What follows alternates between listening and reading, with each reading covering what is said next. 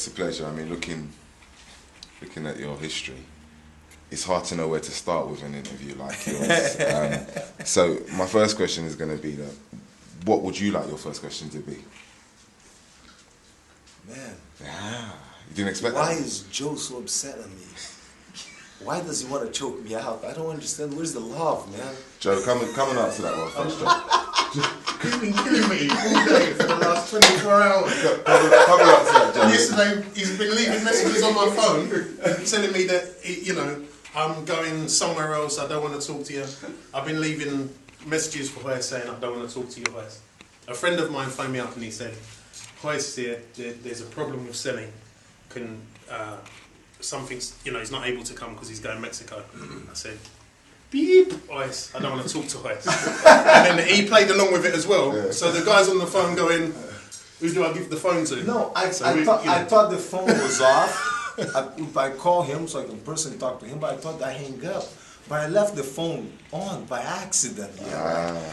And I was like, man, see, Tony, man, if it was Bruce Lee over here, he would have changed the Seni day. He didn't do that, he done it on purpose. And then I realized the phone was on. I was like, oh shit, turn it on. You saying there's no Bruce Lee, is that what you're saying? Yeah.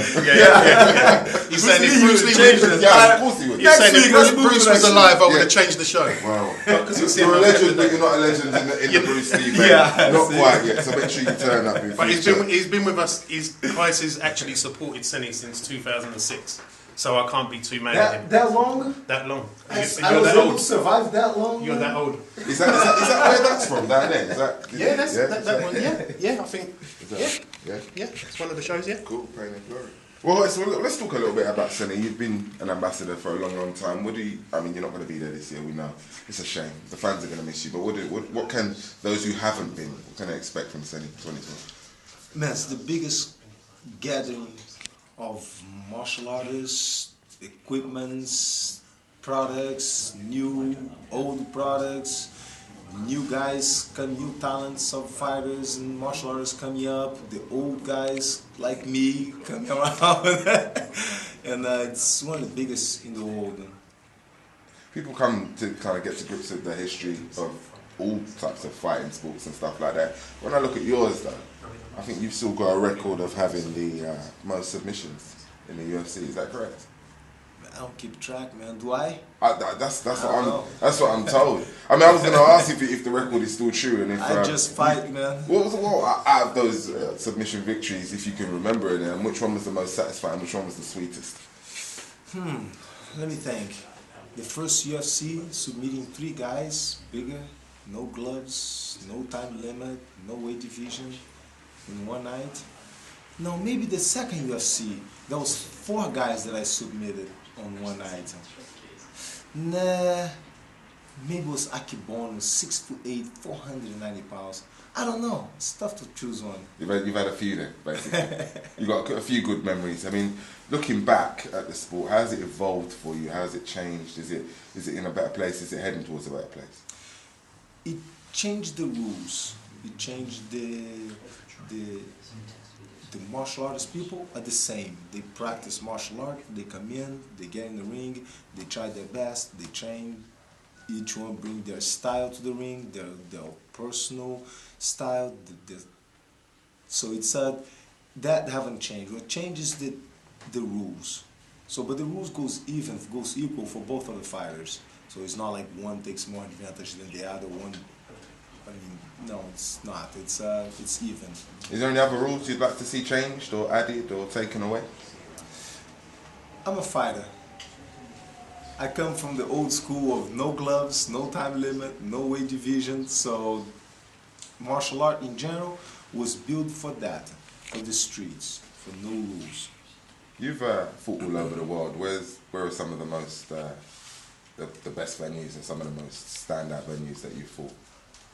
Man, it doesn't make a difference as long as they pay me.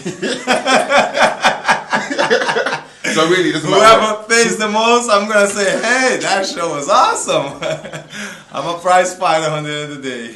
You were quite asked because you were quoted last year as being quite touched with, how UFC coming home was received. I say coming home, going back to Brazil.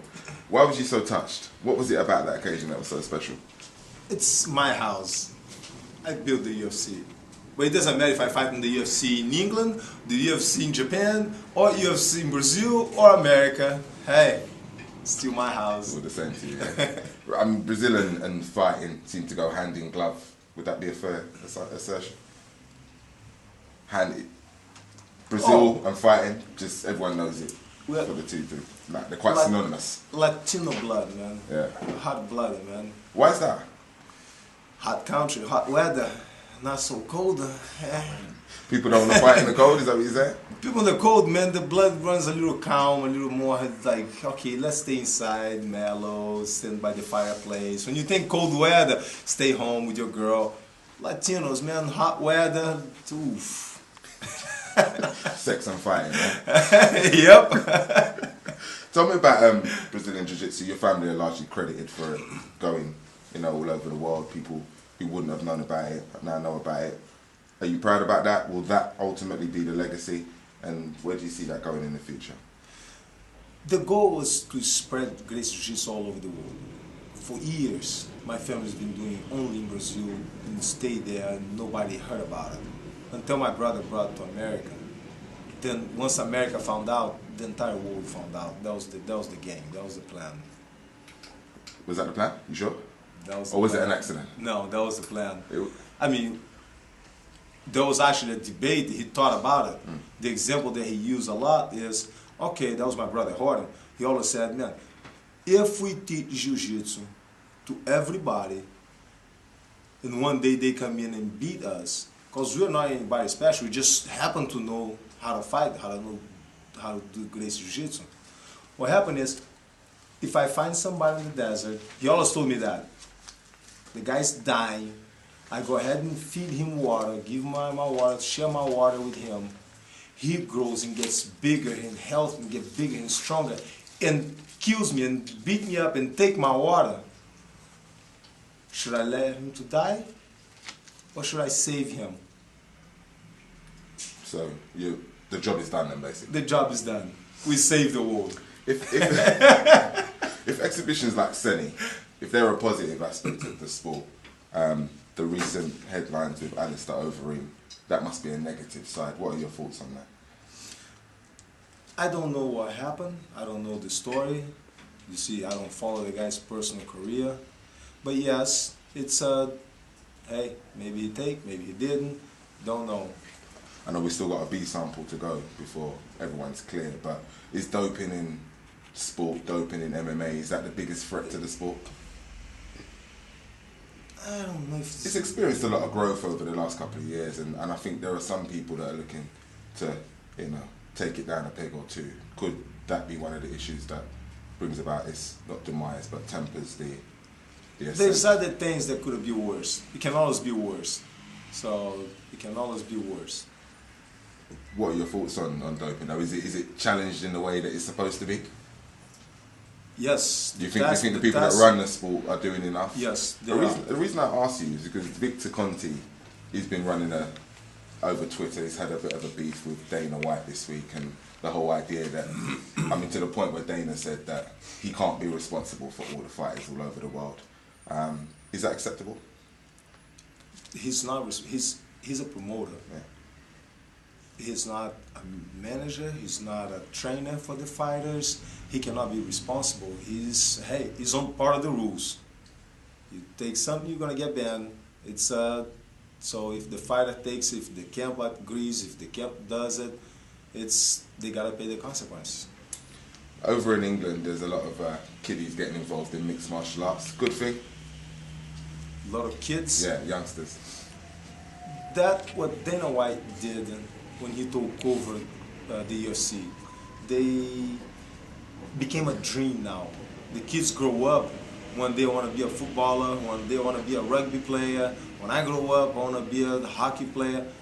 When I grow up, I want to be a UFC fighter. It became a dream. Now they're starting the kids from young generation, they're already training. It became like a job. They wake up in the morning and they go train, hoping to one day be a UFC fighter. So I know those kids should come to Seni and find out more information, shouldn't they? Of course. Hey, Seni is a start right there. You're gonna see a lot of martial artist people. There's few tournaments going on at the same time, demonstrations, classes. There's the equipment right there, the new products. Everything. You got everything. Thanks for your time. Appreciate that. Thank you.